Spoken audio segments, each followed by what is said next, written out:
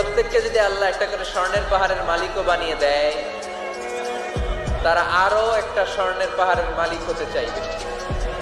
আচ্ছা, বুঝে শুনে উত্তর দেন তো, আল্লাহ যদি আমাকে একটা স্বর্ণের পাহাড়ের মালিক বানিয়ে দেয়, আমার 14 পুরুষ এই পাহাড়, স্বর্ণের পাহাড় কেটে কেটে ভেঙে ভেঙে বিক্রি করে খেয়েও এই পাহাড়ের অর্ধেকও কি শেষ করতে পারবো? তাহলে আরেকটা লাগবে কেন? স্বভাব, ঠিক কিনা? স্বভাব কে?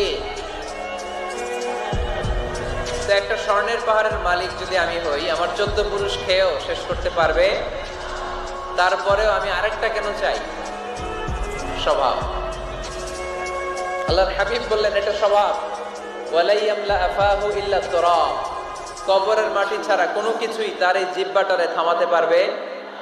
যার আছে যত বেশি, তার আরো চাই।